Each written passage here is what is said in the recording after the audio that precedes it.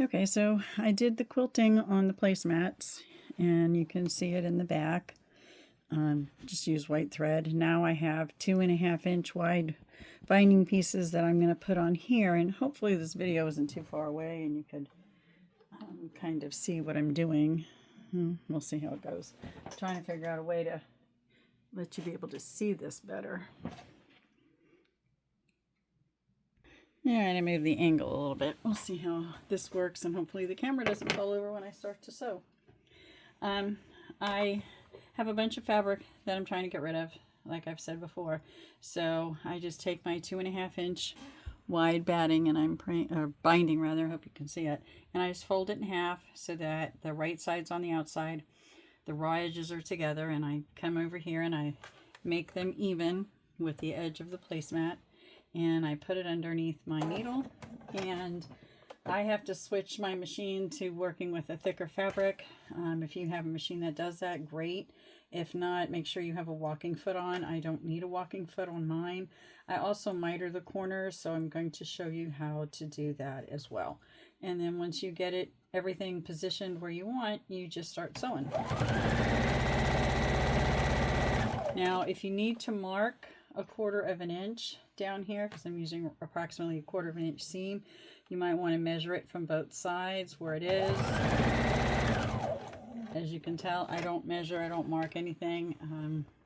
I just gauge it. So when you get to the corner to miter it, I stop with my needle down and turn it, and then I raise the needle and raise the foot, and I pull it closer to me. I don't really cut anything. I make sure that my fold is here, and I fold it so that I'm creating a triangle up at the top here. So I have a triangle here. I can see my placemat at the bottom, and then I'm going to come right back down again, and everything should be under the fold. If you fold it and you have stuff sticking out over here, that's not going to work. And then I push it back up underneath, and I continue sewing. And once I cut everything, that'll be the mitered corner. Some people like to sew it so that this is on the wrong side and this is cut already. I don't like to do that. That's not how it was taught. Make sure your hands are staying in front of the needle. Here in the front, you're not pulling anything. That's the feed dog's job, is to push the fabric through, not your hand. So if my hand is here, it's usually to hold something flat, and my hand just rides along with the fabric. I don't ever push or pull anything. Again, you're going to stop or measure, whatever works for you, and then turn it, and then you can't move anything until the needle is in the up position. So that's a tap for me on my presser foot, pedal down at the bottom. Again, I want to make this triangle, and I didn't tell you before because I do this out of habit, but your edge here should be even with the edge of your placemat right here, or your quilt. I mean, this is how I put binding on a quilt too.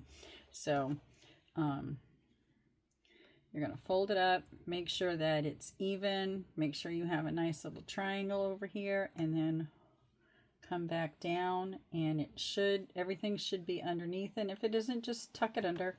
It'll be fine. And then continue down the other way. All right, so I'm going to pause this and we'll come back. All right, now I have a seam where my two pieces of binding came together, so I'm going to open them up, and I'm just going to finger press them open. And when I fold it, I'm going to make sure that seam is open so that it isn't a bulky seam later. And you always want to hope and pray that it comes along before you have to do the turn here, and mine did. So here's where the pieces join, and then here's where my edge is going to be. So I'll go ahead and do that. And then I'll miter my next corner, and come down, and you'll trim all this off before I do the actual stitching. I will, to the other side, I will cut all of this off. And by all, I mean the backing fabric will get trimmed. All right, make sure that's even.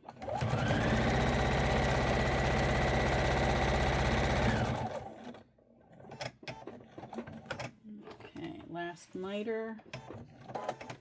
And then we will see what happens here. I'll show you how I do the end. It's not very scientific. There's a lot of ways people do this. Okay, I clip that off and then I fold it. This isn't very, I don't measure anything. I probably should, but I've been doing this for so long that I don't measure it.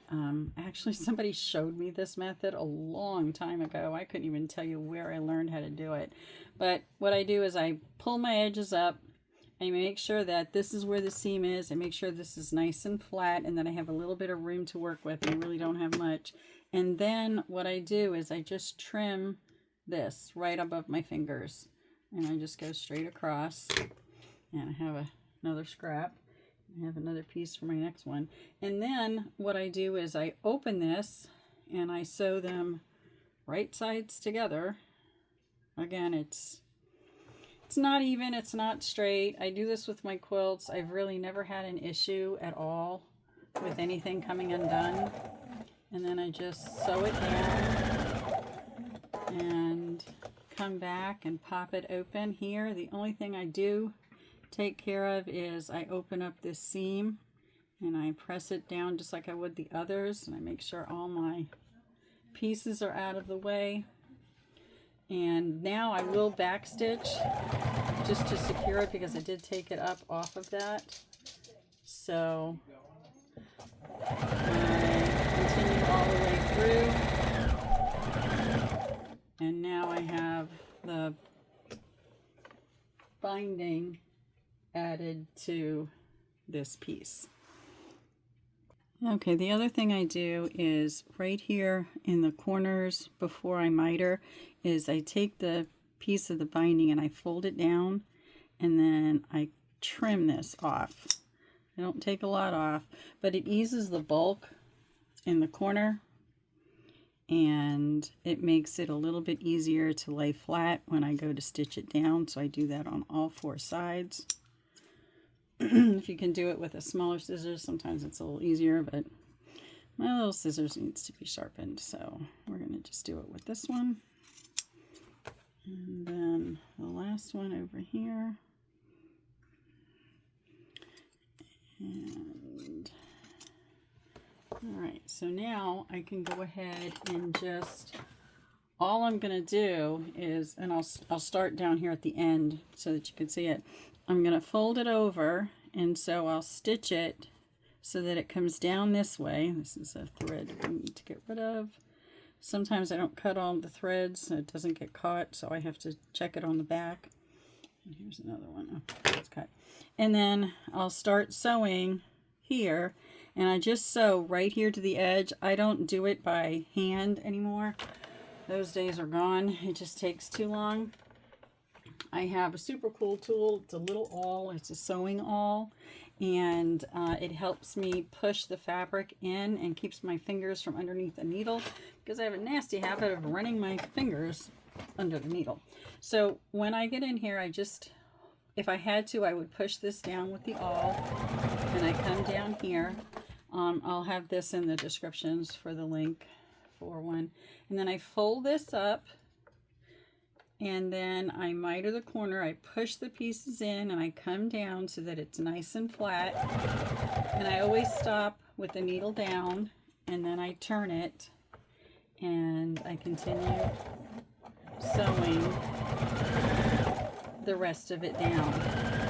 And I go all the way around, and then it's finished. I'm hoping you can see how I use the awl. I use it to hold this down because I don't want it to move around. And then as it gets underneath here, I have to move it. It's just got a nice pointy edge to it, like a pin. You certainly don't want to run it over. This is thicker than a pin. So if you run it over, it will cause some damage to your machine. So we don't want that. So you pull it out as it gets closer to the piece. Oops, it's too much of a miter. All right.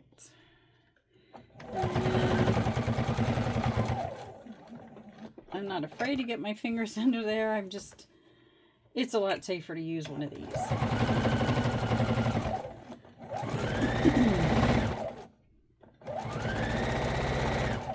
It holds it in place and I don't have to pin. I hate pinning. It just takes time and I'm too impatient. If I had more patience, I probably would be a pinner, but I'm not. Too many years, I guess. Been sewing since 1974. so yeah. All right, hold everything down, put it underneath, and then I'm coming down to the final seam.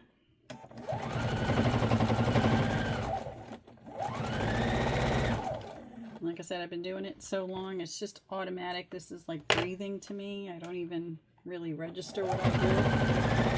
So I have to stop and really think about it.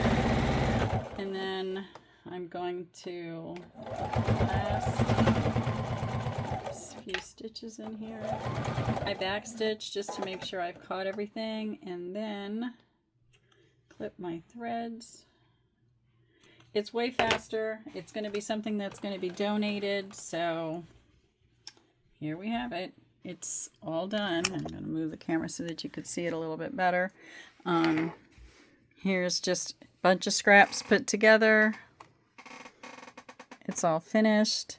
It's also quilted. You can get a better picture of the back. I just did some straight stitching, nothing fancy, just so that when they wash this, it's going to hold up in the wash. And then here's my binding, and it's all set and ready to go. Hope you liked it.